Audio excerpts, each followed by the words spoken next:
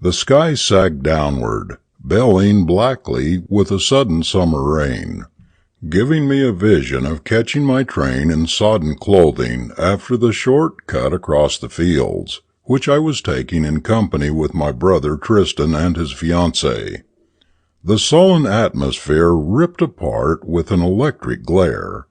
Our ears quivered to the throbbing sky, while huge drops, jarred loose from the air by the thunder impact, splattered sluggishly, heavily about us. Little breezes swept out from the storm center, lifting the undersides of the long grass leaves to view in waves of lighter green. I complained peevishly. "Ah, mop up," said Tristan. "You've plenty of time, and there's a big oak. It's as dry under there as a cave." "I think that'll be fun," twittered Alice, "to wait out a thunderstorm under a tree." "Under a tree?" I said. "Hardly. I'm not hankering to furnish myself as an exhibit on the physiological effects of a lightning stroke. No, sir." "Rats," said Tristan. "All that's a fairy tale. Trees being dangerous in a thunderstorm." The rain now beat through our thin summer clothing as Tristan seized Alice's hand and towed her toward the spreading shelter. I followed them at first, then began to lag with an odd unwillingness. I had been only half serious in my objection, but all at once that tree exercised an odd repulsion on me. An imaginary picture of the electric fluid coursing through my shriveling nerve channels grew unpleasantly vivid. Suddenly I knew I was not going under the tree. I stopped dead, pulling my hat brim down behind to divert the rivulet coursing down the back of my neck, calling to the others in a voice rather cracked from embarrassment. They looked at me curiously, and Alice began to twit me, standing in the rain, while Tristan desired to know whether we thought we were a pair of goldfish. In his estimation, we might belong to the pristine tribe all right, but not to that decorative branch thereof.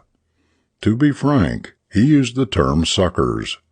Feeling exceptionally foolish, I planted myself doggedly in the soaking grass as Alice turned to dash for the tree. Then the thing happened, the thing which to this hour makes the fabric of space with its unknown forces seem an insecure and eerie garment for the body of man.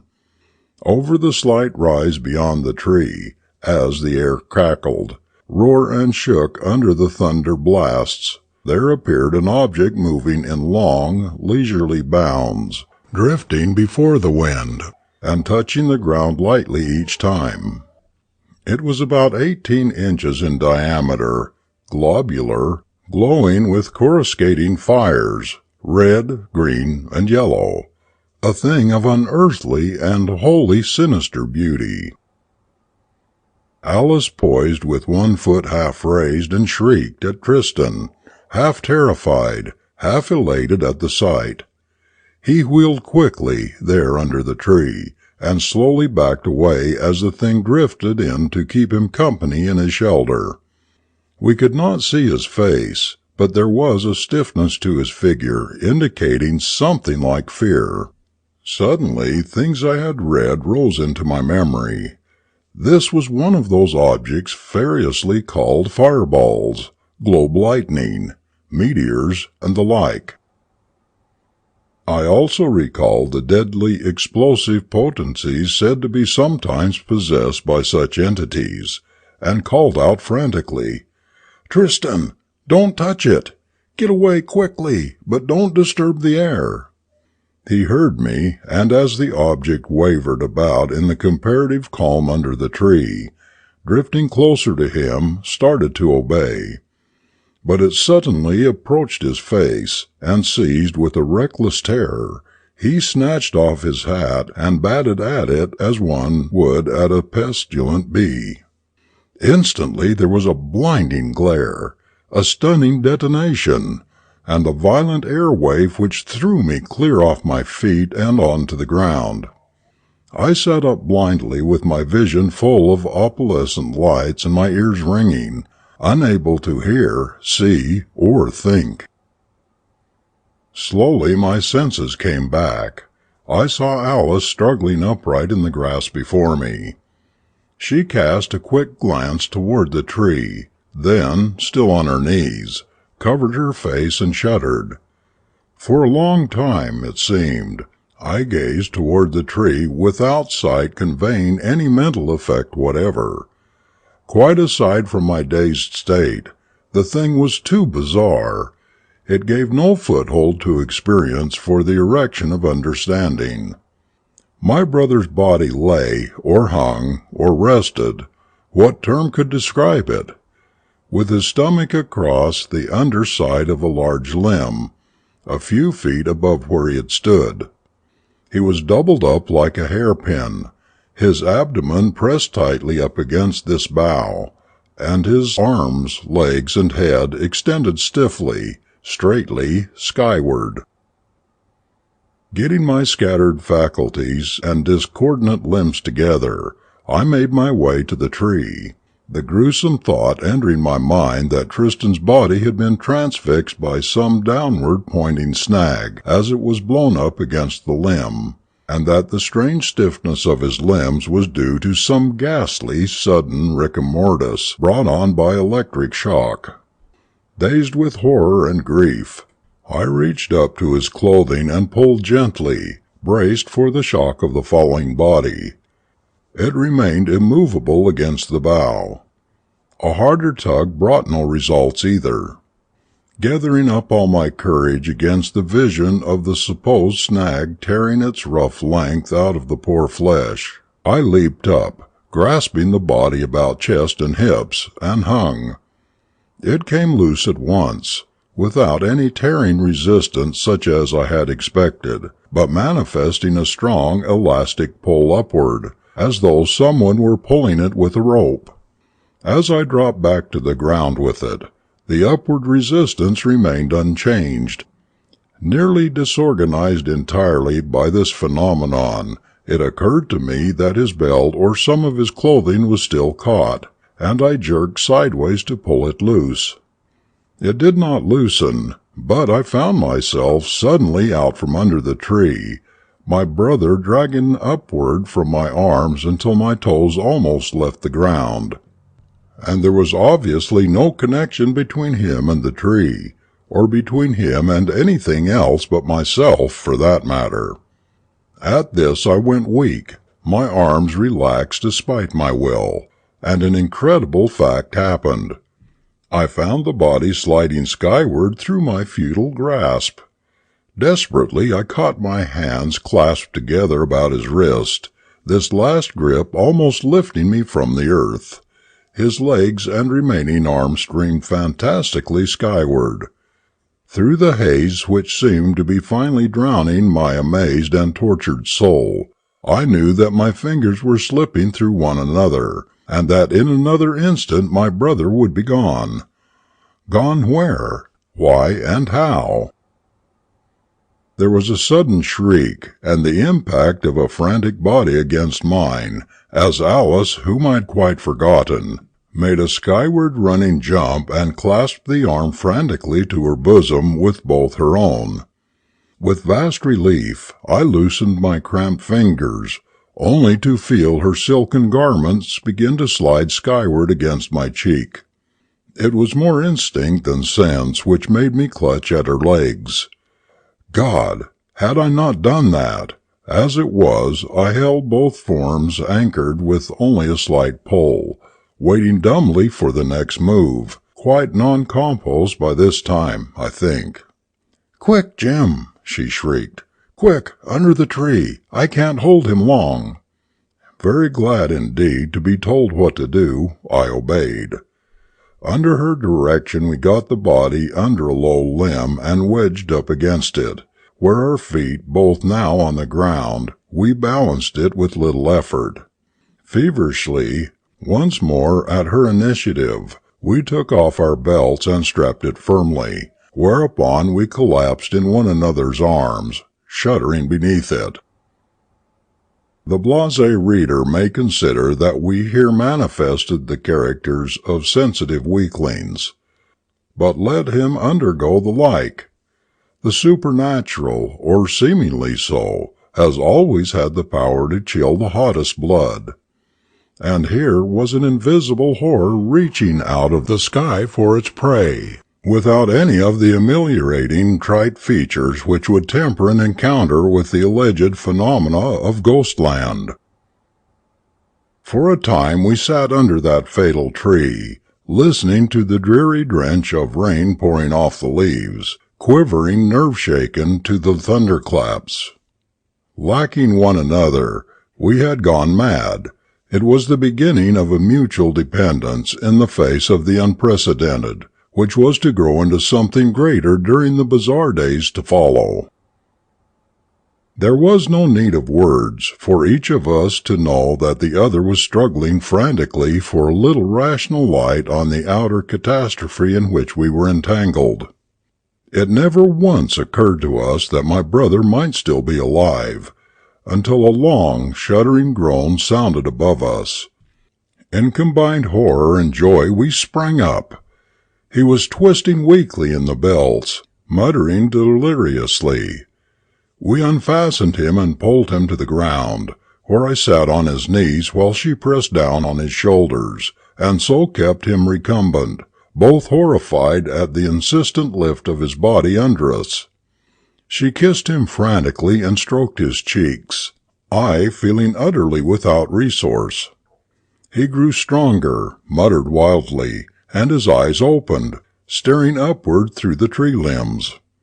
He became silent and stiffened, gazing fixedly upward with a horror in his wild blue gaze which chilled our blood. What did he see there? What dire otherworld thing dragging him into the depths of space? Shortly his eyes closed, and he ceased to mutter. I took his legs under my arms. The storm was clearing now, and we set out for home with gruesomely buoyant steps, the insistent pull remaining steady. Would it increase? We gazed upward with terrified eyes, becoming calmer by degree as conditions remained unchanged. "Jim, we can't take him in like this." I stopped. "Why not?" "Oh, because it's too ridiculously awful. I don't know just how to say it. Oh, can't you see it for yourself?" In a dim way, I saw it. No cultured person cares to be made a centre of public interest, unless on grounds of respect. To come walking in this fashion, buoyed balloon-like by the body of this loved one, and before the members of a frivolous, gaping house party, even I could imagine the mingled horror and derision, the hysterics among the women, perhaps. Nor would it stop there. Rumours, and heaven only knows what distortions such rumours might undergo, having their source in the incredible, would range our social circle like wildfire. And the newspapers, for our families are established and known, no, it wouldn't go. I tied Tristan to a stile and called up Jack Briggs, our host, from a neighbouring house, explained briefly that Tristan had met with an accident, asked him to say nothing, and explained where to bring the machine. In 10 minutes he had manoeuvred the heavy sedan across the rough wet fields. And then we had another problem on our hands, to let Jack into what had happened without shocking him into uselessness. It was not until we got him to test Tristan's airy buoyancy with his own hands that we were able to make him understand the real nature of our problem. And after that, his comments remained largely gibberish for some time. However, he was even quicker than we were to see the need for secrecy. He had vivid visions of the political capital which opposing newspapers would make of any such occurrence at his party, and so we arranged a plan, according to which we drove to the back of the house, explained to the curious who rushed out that Tristan had been injured by a stroke of lightning, and rushed the closely wrapped form up to his room, feeling a great relief at having something solid between us and the sky. While Jack went downstairs to dismiss the party as courteously as possible, Alice and I tied my brother to the bed with trunk straps. Whereupon the bed and patient plumped lightly but decisively against the ceiling as soon as we removed our weight. While we gazed upward open-mouthed, Jack returned. His faculties were recovering better than ours, probably because his affections were not so involved, and he gave the answer at once. "Ah, hell," he said, "pull the damn bed down and spike it to the floor." This we did. Then we held a short but intense consultation. Whatever else might be the matter, obviously Tristan was suffering severely from shock and, for all we knew, maybe from partial electrocution. So we called up Dr. Grosnoff in the nearest town. Grosnoff, after our brief but disingenuous explanation, threw off the bed covers in a businesslike way, then straightened up grimly. "May I ask," he said with sarcastic politeness, "since when a straitjacket has become first aid for a case of lightning stroke?" "He was delirious," I stammered. "Delirious, my eye! He's as quiet as a lamb, and you've tied him down so tightly that the straps are cutting right into him. Of all the—" He stopped, evidently feeling words futile, and before we could make an effective attempt to stop him, whipped out a knife and cut the straps. Tristan's unfortunate body instantly crashed against the ceiling, smashing the lathing and plaster, and remaining half embedded in the ruins. A low cry of pain arose from Alice. Dr. Grosnoff staggered to a chair and sat down, his eyes fixed on the ceiling with a steady stare, the odd caricature of a man coolly studying an interesting phenomenon. My brother appeared to be aroused by the shock, struggling about in his embedment, and finally sat up. Down, I mean. Then he stood, on the ceiling, and began to walk. His nose had been bruised by the impact, and I noticed with uncomprehending wonder that the blood moved slowly upward over his lip. He saw the window and walked across the ceiling to it upside down. There he pushed the top of the window down and leaned out, gazing up into the sky with some sort of fascination. Instantly he crouched on the ceiling, hiding his eyes, while the house rang with shriek after shriek of mortal terror, speeding the packing of the parting guests. Alice seized my arm, her fingers cutting painfully into the flesh. "Jim," she screamed, "I see it now, don't you? His gravity's all changed around. He weighs up. He thinks the sky's under him." The human mind is so constructed that merely to name a thing oddly smooths its unwanted outlines to the grasp of the mind. The conception of a simple reversal of my brother's weight, I think, saved us all from the padded cell. That made it so commonplace, such an everyday sort of thing, likely to happen to anybody. The ordinary phenomenon of gravitation is no whit more serious, in all truth, than that which we are now witnessing, but we are born to it.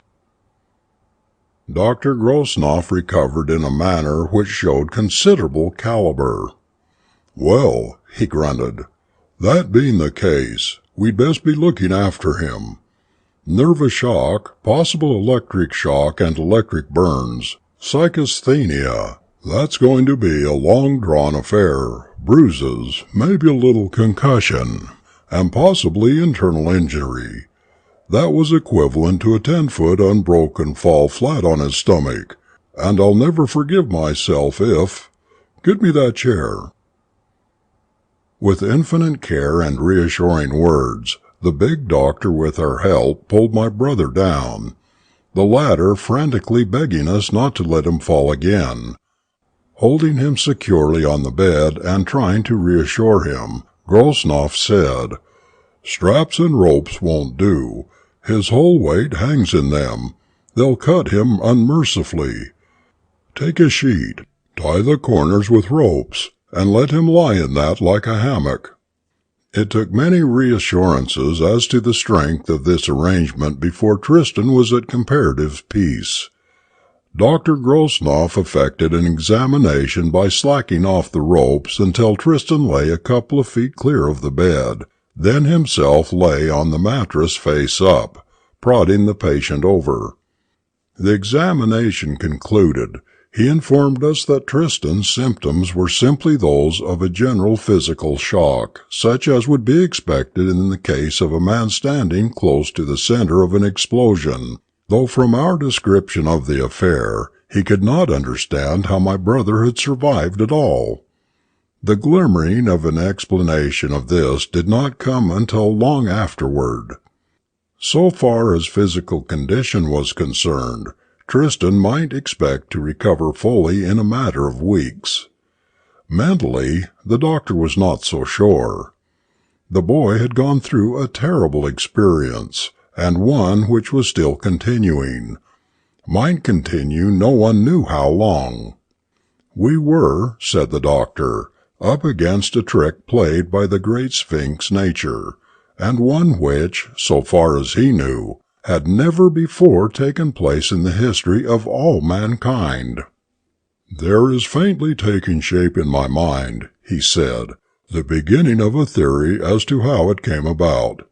But it is a theory having many ramifications and involving much in several lines of science, with most of which I am but little acquainted. For the present I have no more to say than that if a theory of causation can be worked out, it will be the first step toward cure. But it may be the only step. Don't build hopes." Looking Alice and me over carefully, he gave us each a nerve sedative and departed, leaving us with the feeling that there was a man of considerable wider learning than might be expected of a small-town doctor.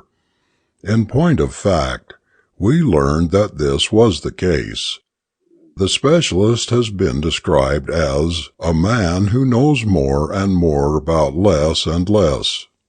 In Dr. Grosnoff's mind, the less and less outweighed the more and more. Tristan grew stronger physically. Mentally, he was intelligent enough to help us and help himself by keeping his mind as much as possible off his condition, sometimes by sheer force of will. Meantime, Dr. Grosnoff, realizing that his patient could not be kept forever tied in bed, had assisted me in preparing for his permanent care at home. The device was simple. We had just taken his room, remodeled the ceiling as a floor, and fitted it with furniture upside down. Most of the problems involved in this were fairly simple. The matter of a bath rather stumped us for a while, until we hit upon a shower. The jets came up from under Tristan's feet, from the point of view of his perception. He told us that one of the strangest of all his experiences was to see the wastewater swirl about in the pan over his head, and being sucked up the drain as though drawn by some mysterious magnet. My brother and I shared a flat alone, so there was no servant problem to deal with, but he was going to need care as well as companionship, and I had to earn my living. For Alice, it was a case where the voice of the heart chimed with that of necessity, and I was best man at perhaps the weirdest marriage ceremony which ever took place on this earth. Held down in bed with a roped sheet, all betraying signs carefully concealed, Tristan was married to Alice by an unsuspecting dominie who took it all for one of those ordinary, though romantic, sick-bed affairs. From the first, Tristan felt better and more secure in his special quarters, and was now able to move about quite freely within his limits, though such were his mental reactions that for his comfort we had to refinish the floor to look like plaster ceiling, to eliminate as far as possible the upside-down suggestions left in the room, and to keep the windows closely shaded. I soon found that the sight of me, or anyone else, walking upside down to him was very painful. Only in the case of Alice did other considerations remove the unpleasantness. Little by little the accumulation of experience brought to my mind the full and vivid horror of what the poor lad had suffered and was suffering. Why, when he had looked out of that window into the sky, he was looking down into a bottomless abyss, from which he was sustained only by the frail plaster and planking under his feet. The whole earth, with its trees and buildings, was suspended over his head, seemingly about to fall at any moment with him into the depths. The sun at noon glared upward from the depths of an inferno, lighting from below the sombre earth suspended overhead. Thus the warm comfort of the sun, which has cheered the heart of man from time immemorial, now took on an unearthly, unnatural semblance. I learned that he could never quite shake off the feeling that the houses were anchored into the earth, suspended only by the embedment of their foundations in the soil, that trees were suspended from their roots, which groaned with the strain, that soil was held to the bedrock only by its cohesion. He even dreaded lest, during storms, the grip of the muddy soil be loosened, and the fields fall into the blue. It was only when clasped tight in Alice's arms that the horrors wholly left him. All the reasoning we might use on his mind, or that he himself could bring to bear on it, was useless. We found that the sense of up and down is ineradicably fixed by the balancing apparatus of the body. Meanwhile, his psychology was undergoing strange alterations. The more I came to appreciate the actual conditions he was living under, the more apparent it seemed to me that he must have a cast-iron mental stamina to maintain sanity at all. But he not only did that, he began to recover normal strength, and to be irked unbearably by his constant confinement. So it came about that he began to venture a little at time to time from his room, wandering about on the ceiling of the rest of the house. However, he could not yet look out of windows, but sidled up to them with averted face to draw any blinds that were up. As he grew increasingly restless, we all felt more and more that the thing could not continue as it was. Some way out must be found. We had many a talk with Grosnoff, at last inducing him to speak about the still half-formed theory which he had dimly conceived at the first. "For many decades," he said, "there have been a few who regarded the close analogies between magnetism and gravitational action as symptomatic of a concealed identity between them. Einstein's field theory practically proves it on the mathematical side. Now it is obvious that if gravitation is a form of magnetism, and if so, it belongs to another plane of magnetic forces than that which we know and use, then the objects on a planet must have the opposite polarity from that of the planet itself. Since the globe is itself a magnet, with a positive and negative pole, its attraction power is not that of a magnet on any plane, because then the human race would be divided into two species, each polarized in the opposite to its own pole. When an individual of either race reached the equator, he would become weightless, and when he crossed it, would be repelled into space." "Lord," I said, "there would be a plot for one of your science fiction writers." "I can present you with another," said Dr. Grosnoff. "How do we know whether another planet would have the opposite sign to our own bodies?"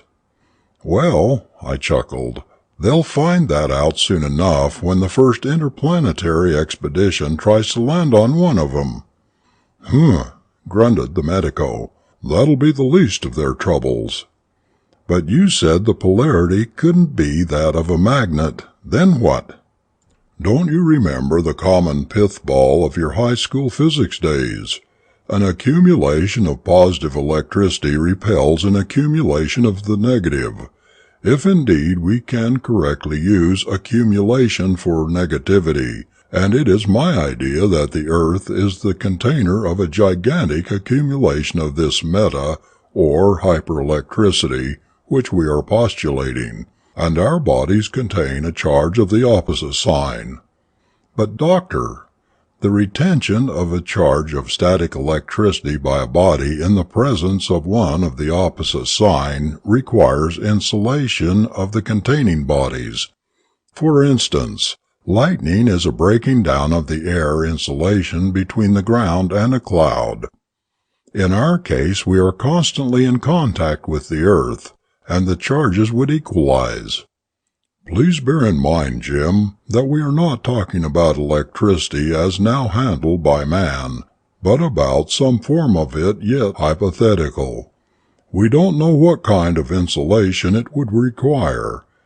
We may be constitutionally insulated. And you think the fireball broke down that insulation by the shock to Tristan's system? I asked.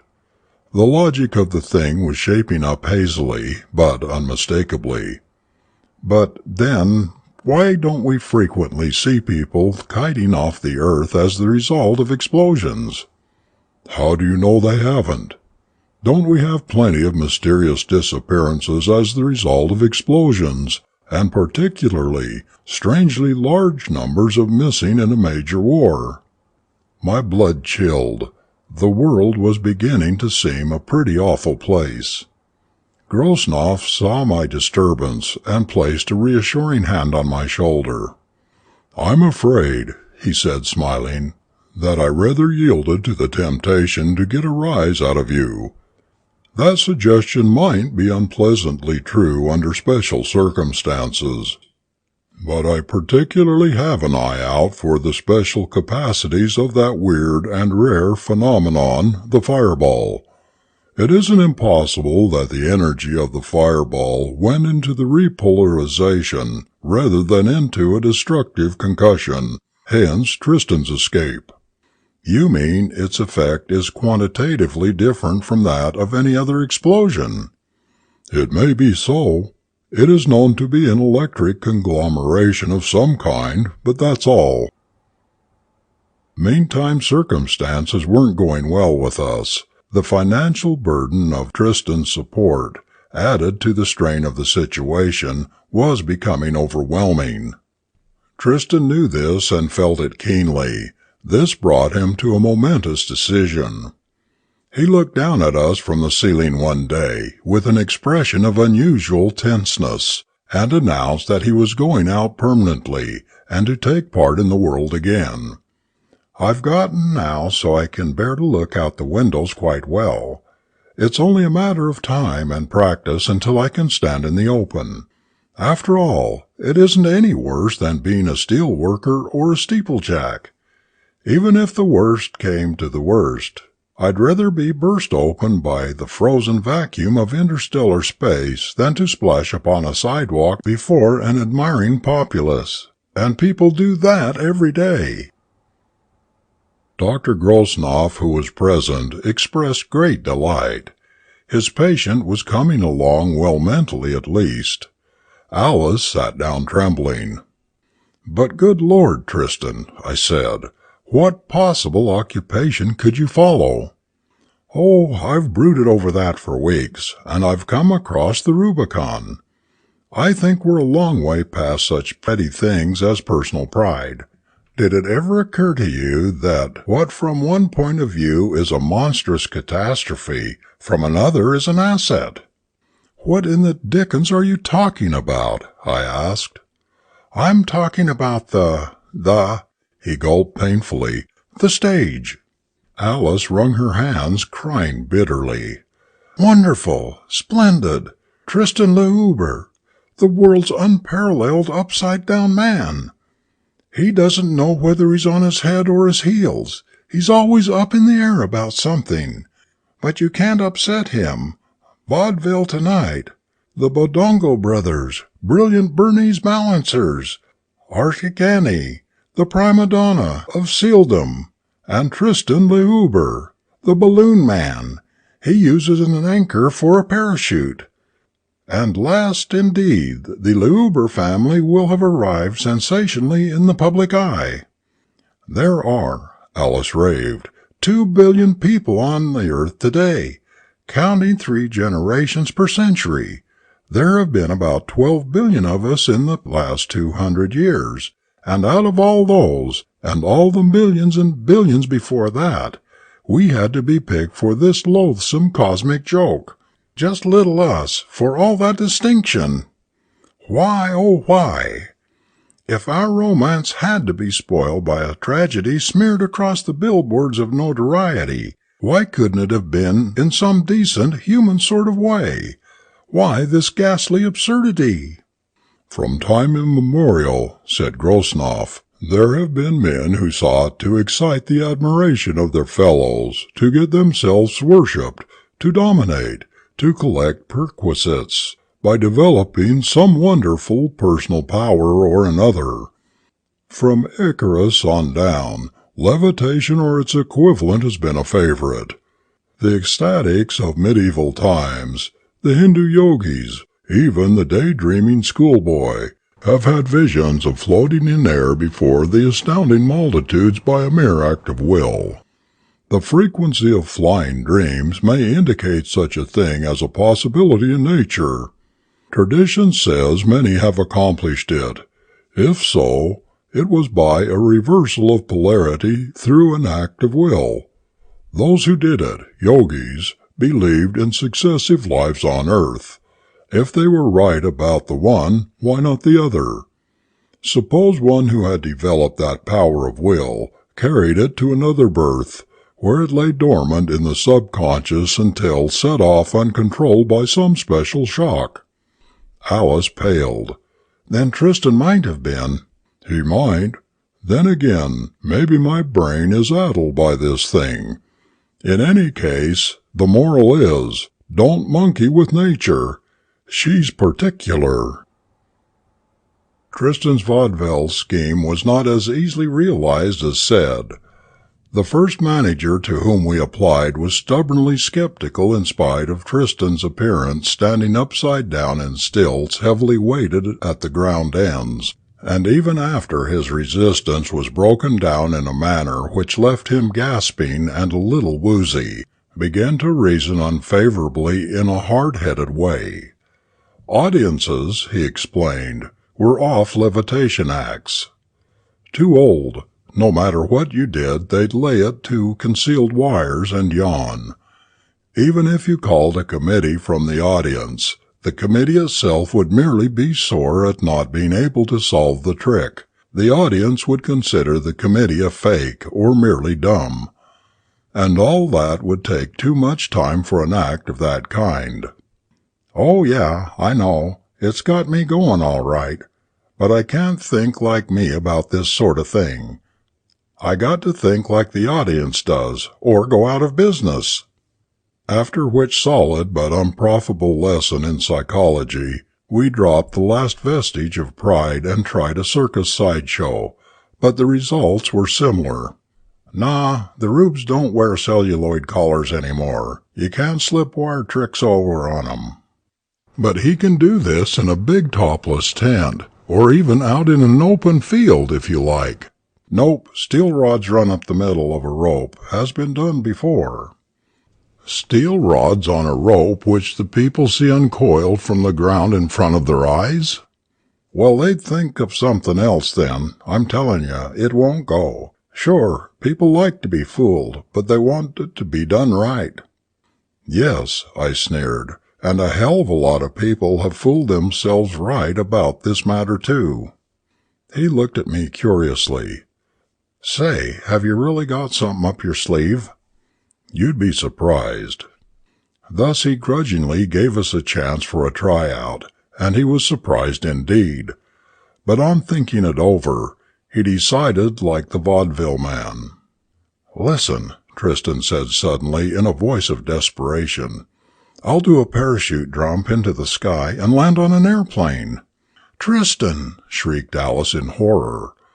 The circus man nearly lost his cigar, then bit it in two.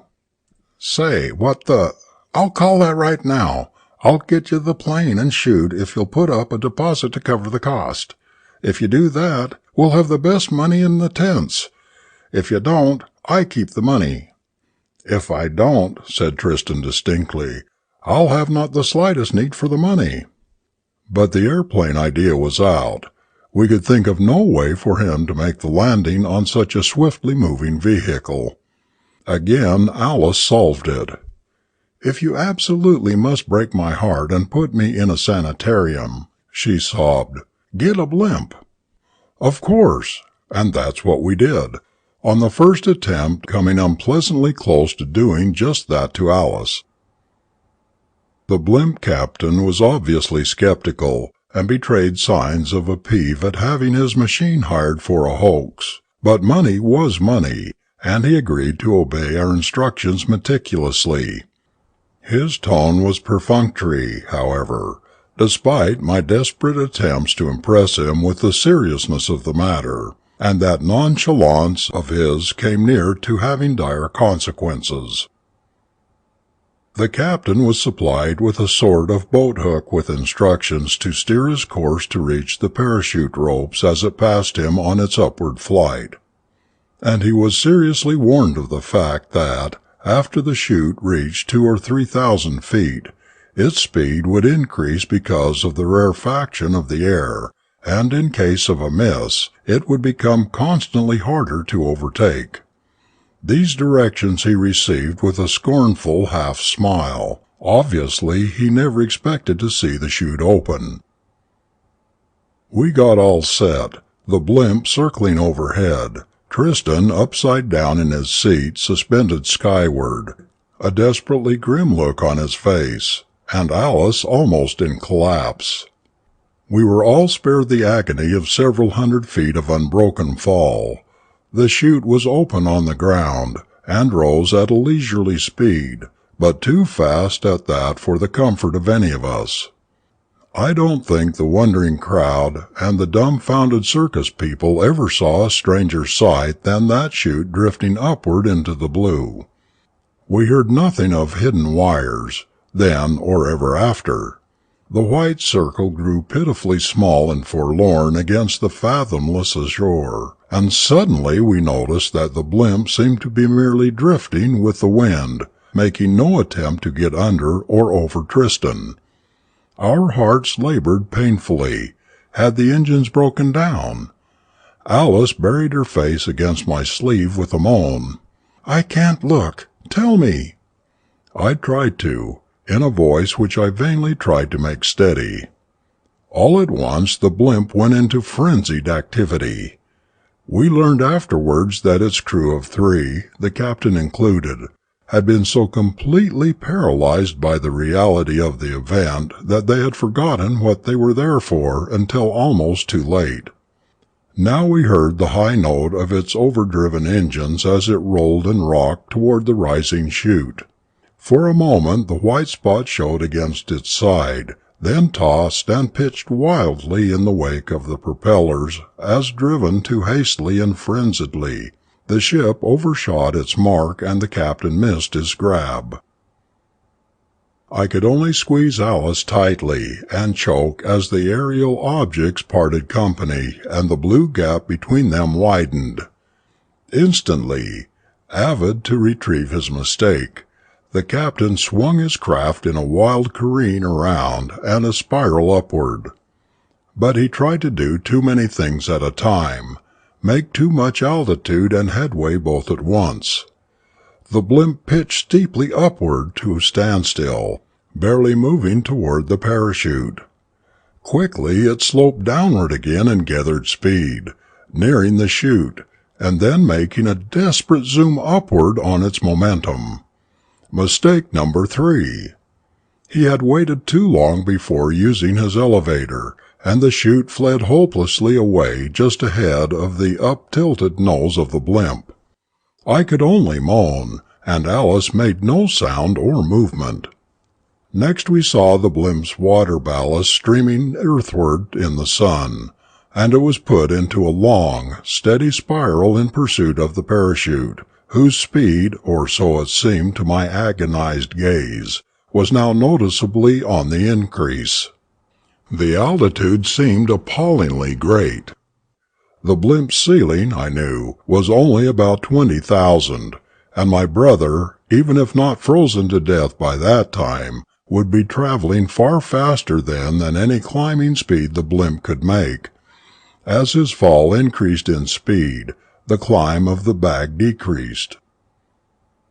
At last, with a quiver of renewed hope, I saw the blimp narrowing down its spirals. It was overtaking. Smaller and smaller grew both objects, but so did the gap between them. At last they merged, the tiny white dot and the little gray minnow. In one long agony I waited to see whether the gap would open out again.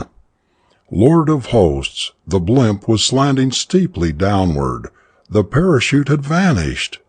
Then at last I paid some attention to the totally limp form in my arms, and a few minutes later, amid an insane crowd, a pitiful, embarrassed, and nerve-shaking dirigible navigator was helping me lift my heavily wrapped, shivering brother from the gondola, while the mechanics turned their attention to the overdriven engines and wrecked framing. Did I say, helping me lift? Such is the force of habit, but verily, a new nomenclature would have to come into being to deal adequately with such a life as my poor brother's. Tristan seized my hand. "Jim," he said through chattering teeth, "I'm cured, and of the awful fear. That second time he missed, I just gave up entirely. I didn't care any longer. And then somehow I felt such a sense of peace and freedom. There weren't any upside-down things around to torture me, no sense of insecurity. I just was, in a great blue quiet. It wasn't like falling at all. No awful shock to meet, no sickness or pain, just quietly floating along from here to there, with no particular dividing line between anywhere. The cold hurt, of course, but somehow it didn't seem to matter, and was getting better when they caught me. But now I can do things you never even imagined." Thus began my brother's real public career. He had arrived. After that he was able to name his own compensation, and shortly during his tours began to sport a private dirigible of his own, which he often used for jumps between stands. He told me jokingly that it was very fitting transportation for him, as his 160-pound lift saved quite a bit of expense for helium. He developed an astonishing set of tricks. After the jump, he would arrive on the field suspended above the dirigible, doing trapeze tricks. After that, in the show tent, he would go through some more of them, with a few hair-raisers of his own invention, one of which consisted of apparently letting go the rope by accident and shooting skyward with a wild shriek, only to be caught at the end of a fine, especially woven piano wire attached to a spring safety belt, the cable being in turn fastened to the end of the rope. Needless to say, Alice was unable to wax enthusiastic about any of these feats, though she loyally accompanied him in his travels. She would sit in the tent gazing at him with horrible fascination, and month by month grew thinner and more strained. Tristan felt her stress deeply, but was making money so fast that we all felt that in a short time, if not able to finance the recovery of a cure, at least he could retire and live a safer life. And he found his ideal haven of rest in a Pennsylvania coal mine. Thus, the project grew in his mind of buying an abandoned mine and fitting it with comfortable and spacious inverted quarters, environed with fungus gardens, air ferns, and the like, plants which could be trained to grow upside down, he emerging only for necessary sunbaths. As time went on, I really grew accustomed to the situation, though seeing less and less of Tristan and Alice. During summers they were on tour, and in winter were quartered in Tristan's coal mine, which had become a reality. One summer day when the circus stopped at a small town where I was taking vacation, I was overjoyed at the opportunity to see them. I timed myself to get there as the afternoon performance was over, but arrived a little early, and went on into the untopped tent. Tristan waved an inverted greeting at me from his poise on his trapeze, and I watched for a few minutes. There was an odd mood about the crowd that day, largely due to a group of loud-mouthed hillbillies from the back country, the sort of which is so ignorant as to live in perpetual fear of getting something slipped over, and so believes everything it is told, looking for something ulterior behind every exterior. Having duly exposed to their own satisfaction the strong man's wooden dumbbells, the snake charmer's rubber serpents, the fat woman's pillows, and the bearded lady's false whiskers, I don't know what they did about the living skeleton. These fellows were now gaping before Tristan's platform, and growing hostile as their rather inadequate brains failed to cook up any damaging explanation. "Yeah," yelled a long-necked, flap-eared youth suddenly. "He's got an iron bar in that rope." They had come too late to see the parachute drop. Tristan grinned and pulled himself down the rope, which of course fell limp behind him. At this the crowd jeered and booed to the hasty youth, who became so resentfully abusive of Tristan that one of the attendants pushed him out of the tent. As he passed me, I caught fragments of wrathy words. "Wished I'd had a. Show 'em whether it's a fake." Tristan closed his act by dropping full length to the end of his invisible wire, then pulled himself down, got into his stilts, and was unfastening the belt when the manager rushed in with a request that he repeat, for the benefit of a special party just arrived on a delayed train. "Go on and look at the animals, old man," Tristan called to me. "I'll be with you in about half an hour." I strolled out idly, meeting on the way the flap-eared youth, who seemed bent on making his way back into the tent, wearing a mingled air of furtiveness, of triumph, and anticipation. Wondering casually just what kind of fool the lad was planning to make of himself next, I wandered on toward the main entrance, only to be stopped by an appalling uproar behind me. There was a raucous, gurgling shriek of mortal terror, the loud composite "ooh" of a shocked or astonished crowd, a set of fervent curses directed at someone, loud confused babbling, and then a woman's voice raised in a seemingly endless succession of hysterical shrieks. Thinking that an animal had gotten loose, or something of that kind, I wheeled. Unmistakably the racket came from Tristan's own tent. Cold dread clutching at my heart, and with lead on my boot soles, I rushed frantically back. At the entrance I was held by a mad onrush of humanity for some moments. When I reached the platform, Tristan was not in sight. Then I noticed the long-necked boy sitting on the platform with his face in his hands, shrieking, "I didn't mean to do it. I didn't mean to. Damn it, don't touch me. I thought sure it was fake." I saw a new, glittering jackknife lying on the platform beside the limp, foot-long stub of Tristan's rope. Slowly, frozenly, I raised my eyes. The blue abyss was traceless of any object. End of Section 8.